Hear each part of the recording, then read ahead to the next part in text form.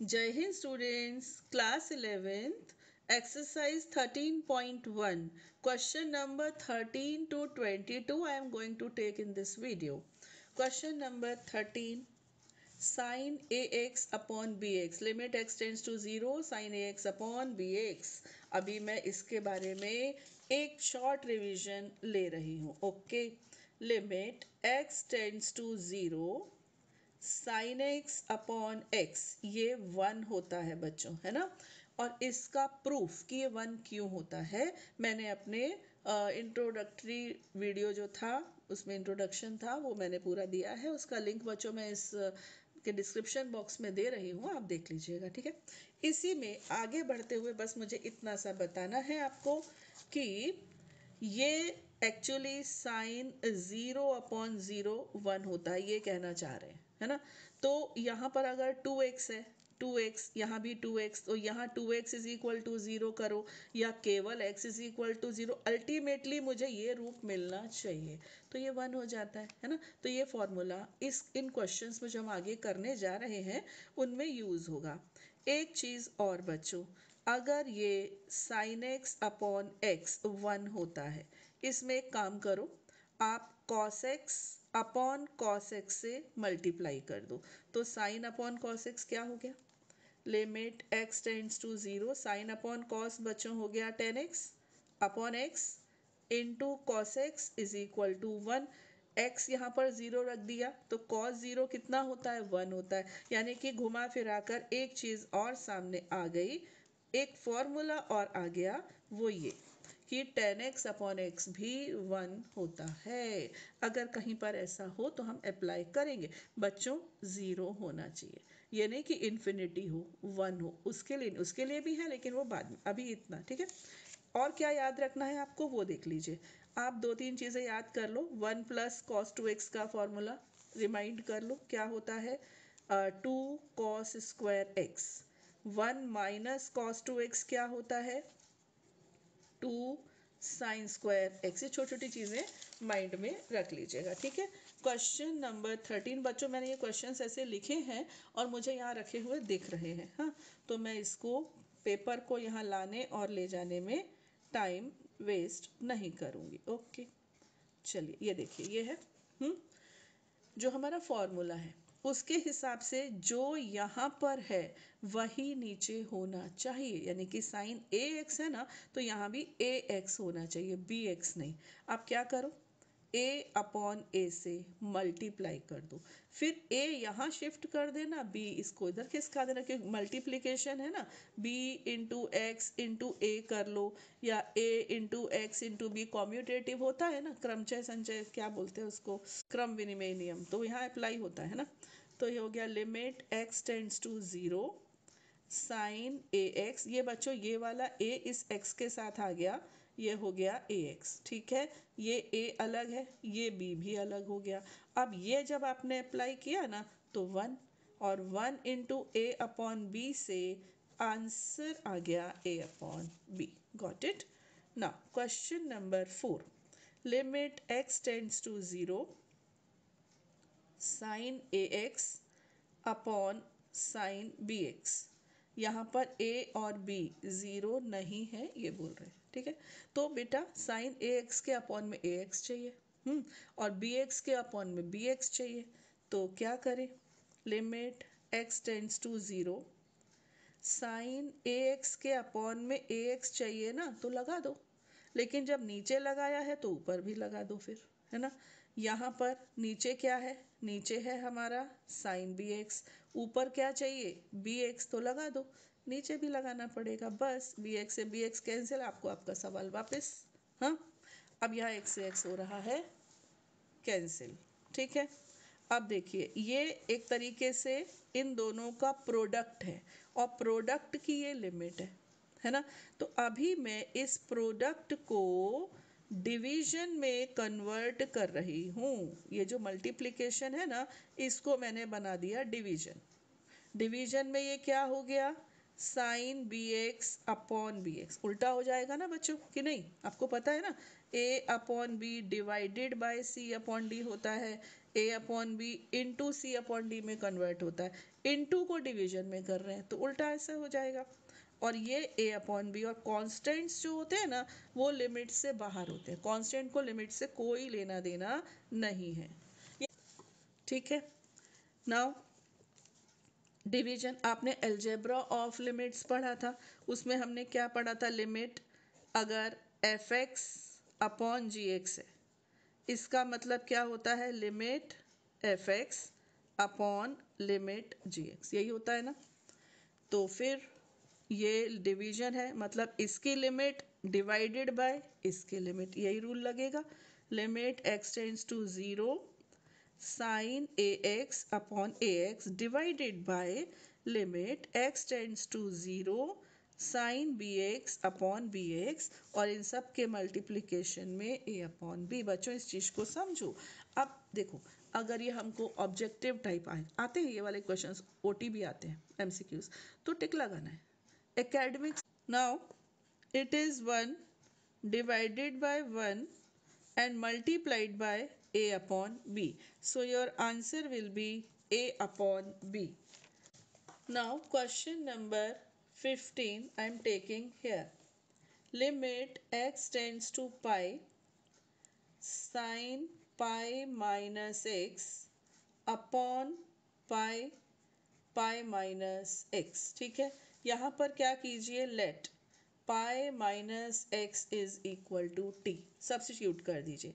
जब x आपका पाई को टेंड करेगा, x पाई बन जाएगा, उस समय t क्या हो जाएगा? उस समय t आपका ज़ीरो हो जाएगा, है ना। तो limit t tends to zero. Okay, और ये हो गया आपका sine t upon t into pi. ठीक है, अब साइन टी अपॉन टी क्या बन गया? 1। So 1 upon pi will be your answer. Got it. Question number 16, limit x tends to zero cos x upon pi minus x. ठीक है, यहाँ पर क्या प्रॉब्लम है? अगर आप सीधे x की वैल्यू ज़ीरो रख देते हैं तो मुझे लगता नहीं कि कोई भी इसमें प्रॉब्लम होने वाली है। रख दीजिए, तो डायरेक्ट सब्स्टिट्यूशन हो रहा है। तो cos zero upon pi minus zero, so again it is 1 upon pi, simple है ना। Now question number 17, limit x tends to zero cos 2x minus 1 upon cos x minus 1। थोड़ा सा यहाँ पर हम गेम खेल रहे हैं। इसको हम दो तरह से कर सकते हैं। एक मेथड जो देखते ही माइंड में आता है ना, वो थोड़ा लेंदी है। दूसरा थोड़ा प्रैक्टिस चाहिए कि हाँ हमने कैसे किया था, वो प्रैक्टिस वाला मेथड हम बता रहे हैं, और जो लॉन्ग है उसके भी हिंट दे देंगे अभी। cos 2x को बच्चों आप लिख सकते हो 2 cos स्क्वायर x माइनस 1। आपको मैंने बताया था थोड़ी देर पहले कि 1 प्लस cos 2x ये होता है ना। तो cos 2x माइनस 1, तो cos 2x हो सकता है 2 cos स्क्वायर माइनस 1, प्लस 1 को इधर ले गए, प्लस 1 को इधर ले गए, तो cos 2x क्या हो गया? 2 cos स्क्वायर x माइनस 1, और एक माइनस 1 पहले से। गॉट इट और नॉट? कुल मिलाकर cos 2x होगा 2 cos स्क्वायर x माइनस 1। ये बस थोड़ा सा बच्चों याद रखना आपको, माइनस 1 है ना।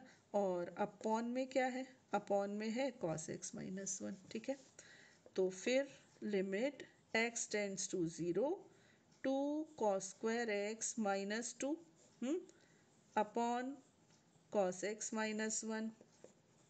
Limit x tends to zero, 2 common लिया, ये हो गया cos square x minus 1 upon cos x minus 1। ठीक है, तो a square minus b square है ना। अब आप इसको a प्लस बी और a माइनस बी लिख सकते हो upon cos x minus 1, cancel हो गया। अब वैल्यू रख दो, है ना। तो 2, और फिर ये हो गया cos 0 प्लस 1। 2 cos 0 क्या होता है? 1, 1 plus 1, that is your answer is 4। Got it. ये हुआ बच्चों question number 17। Now come to the question number 18। I am taking it here. Question number 18, limit x tends to 0 ax plus x cos x अपॉन b sin x। Put करके देखें क्या मिलता है। देखिए 0 रखा, 0 प्लस 0 अपॉन 0, इनडिटर्मिनेट टर्म मिल गई हमको, मतलब काम ऐसे नहीं चलेगा। कैसे कहते हैं ना, घी सीधी उंगली से नहीं निकलेगा। इसमें हम क्या कर रहे हैं बच्चों, न्यूमरेटर में से x कॉमन ले रहे हैं। ठीक, मुझे देखते ही जो आइडिया है। अच्छा एक सेकेंड, ये मैंने आपसे कहा था लॉन्गर मेथड मैं आपको बताऊंगी। लॉन्गर मेथड क्या है, आप इसको लिख लो 1 minus cos 2x upon 1 minus cos x. ठीक है, दोनों को चेंज कर दिया। ये फॉर्मूला बन गया किसका, 2 साइन स्क्वायर एक्स। ये किसका बन गया, ये बन गया 2 साइन स्क्वायर एक्स बाई 2। फिर उसके बाद फील्डिंग जमाएंगे हम, अपॉन में एक्स और एक्स अपॉन 2, उससे भी आएगा। मैं नहीं करना चाहती, लेंदी है, ये सिंपल है, ये कर लेना। यहाँ पर बच्चों मैंने x कॉमन लिया। ठीक है, limit x tends to 0, I have taken x common, a plus cos x, ठीक है, अपॉन b साइन x। ये x अपॉन में पहुंचा दीजिए, यहाँ बहुत काम आएगा, हमारा फॉर्मूला रेडी हो जाएगा। a प्लस कॉस एक्स है ना, ये x यहाँ आ जाएगा, तो b sign x upon x. Got it. अब वही वाली बात एलजेब्रा, लिमिट है ना इन दोनों की है, तो ये ऊपर भी लगेगी और नीचे भी अप्लाई होगी। ऊपर लगा दी मैंने तो क्या हो गया, a प्लस कॉस 0, और नीचे लगा दी बच्चों तो ये 1 हो गया, है ना, ये तो फॉर्मूला ही है।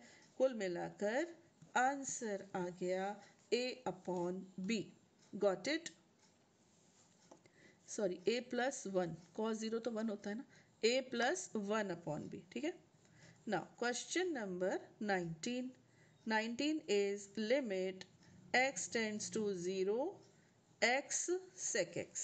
ठीक है, तो limit x tends to 0 x upon cos x, है ना, लिमिट लगा दी 0 अपॉन cos 0, 0 अपॉन 1, तो 0 तो चलेगा ना, नो इशू, 0 तो चलेगा। Now come to the question number 20। It is limit x tends to 0 sin ax plus bx upon ax plus sin bx। ठीक, यहाँ पर प्रैक्टिस चाहिए थोड़ी सी, ज़्यादा नहीं। एक बार दो बार इस क्वेश्चन को करेंगे ना तो आपको याद हो जाएगा कि इसमें हमने क्या किया था। हम क्या करेंगे बच्चों, x कॉमन लेंगे। अब आप बोलोगे कि मैम इसमें तो x है नहीं, केवल इसमें है, कॉमन कैसे ले। ऐसा करो, इसको x अपॉन x से मल्टीप्लाई किया, ऐसा इमेजिन कर लो। हाँ, फिर ऊपर वाला x कॉमन आ जाएगा, तो नीचे क्या रह जाएगा, x। तो मैंने x कॉमन लिया। ठीक है, ये क्या बन गया, देखो ये बन गया साइन ax अपॉन x, ये x यहाँ शिफ्ट हो गया, ये x कॉमन आ गया, प्लस b। Got it. यहाँ से बच्चों x कॉमन लिया, तो ये रह गया a, और ये आ गया bx अपॉन x। ठीक, अब बस मंजिल एक कदम दूर है, ये x x कैंसिल, यहाँ पर ax है बच्चों, तो यहाँ पर भी ax ही होना चाहिए, ये रूल है। तो a अपॉन a से मल्टीप्लाई करके बना लीजिए, ये हो गया, plus b upon a plus sine b x upon x है ना, यहाँ b से मल्टीप्लाई और डिवाइड कर दिया हमने। लिमिट लगा दें अब डायरेक्ट, तो ये बच्चों 1 हो गया, ऊपर क्या रह गया, a प्लस बी, यहाँ पर a प्लस बी, तो your answer is 1। Got it. Now come to the question number 21। It is limit x tends to 0 cosec x minus cot x। लगाकर देखें क्या, देखो 0 रखा तो साइन 0 जो है वो 0 होता है, तो cosec 0 तो 1 अपॉन 0 होगा, यानी कि इन्फिनिटी, यानी कि नॉट डिफाइंड टर्म। तो ऐसे नहीं चलेगा, मतलब कुछ इसकी चीरफाड़ ऑपरेशन करना पड़ेगा। cosec x को हम क्या लिखेंगे, 1 अपॉन साइन एक्स, है ना, और cot x को लिख सकते हैं cosec अपॉन साइन एक्स। ठीक है, एलसीएम लिया, लिमिट x टेंड्स टू 0, ये हुआ आपका sine x 1 minus cos x. ठीक है, एक और फॉर्मूला होता है, x अपॉन एक्स से अगर मैं इसको मल्टीप्लाई कर दूँ तो 1 minus cos x upon x 1 होता है। छोड़ो, अभी मैंने आपको ये वाली चीज़ समझाई नहीं है ना, तो मैं अपने सिंपल वे में ही आती हूँ। 1 माइनस कॉस एक्स ये होता है 2 साइन स्क्वायर एक्स बाय 2, ये रूल है। अपॉन साइन 2 थीटा का फॉर्मूला क्या होता है, याद करो, पढ़ा था हमने, 2 साइन थीटा कॉस थीटा, ये फॉर्मूला होता है ना। और 1 माइनस कॉस थीटा होता है 2 साइन स्क्वायर थीटा बाई 2, जो मैंने अप्लाई कर दिया। अब ये साइन 2 थीटा का होता है, तो थीटा का क्या होगा, हाफ हाफ, ये थीटा होता तो यहाँ उसका हाफ हो जाता, तो ये हो जाएगा आपका 2 sine x by 2 cos x by 2। ठीक है, 2 से 2 हुआ कैंसिल, x टेंड्स टू 0, अच्छा एक साइन भी कैंसिल, तो ऊपर रह गया क्या, साइन एक्स बाई 2, नीचे क्या है, कॉस एक्स बाई 2, तो ये हो गया limit x tends to 0 tan x by 2।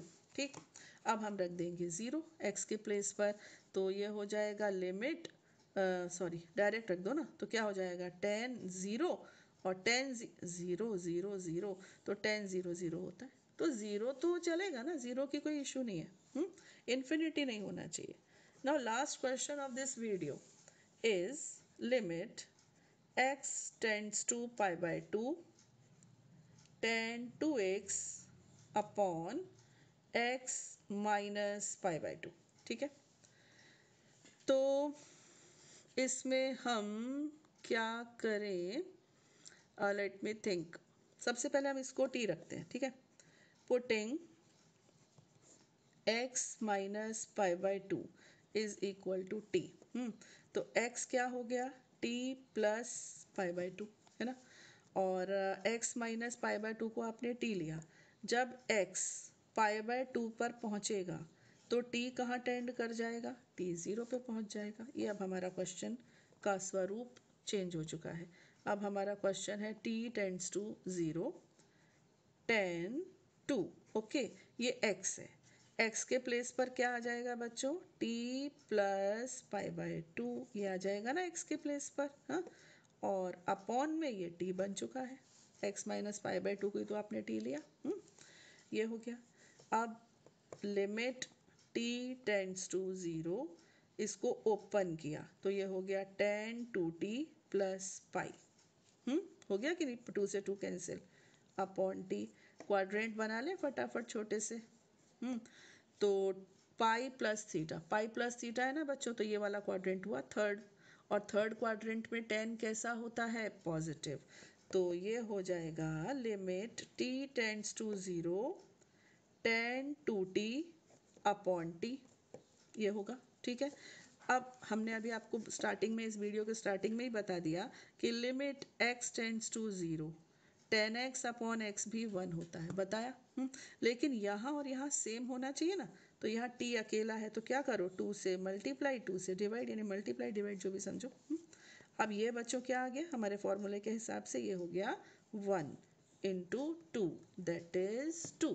Okay, तो सॉल्व हो गया, ये भी आंसर आ गया। ठीक है, तो इस वीडियो में मैंने इतने ही रखे हैं, आगे के क्वेश्चंस सेम पैटर्न के हैं, वो हम अपने नेक्स्ट वीडियो में लेंगे। टिल देन खुश रहिए, पढ़ते रहिए और पढ़ते रहिए। जय हिंद।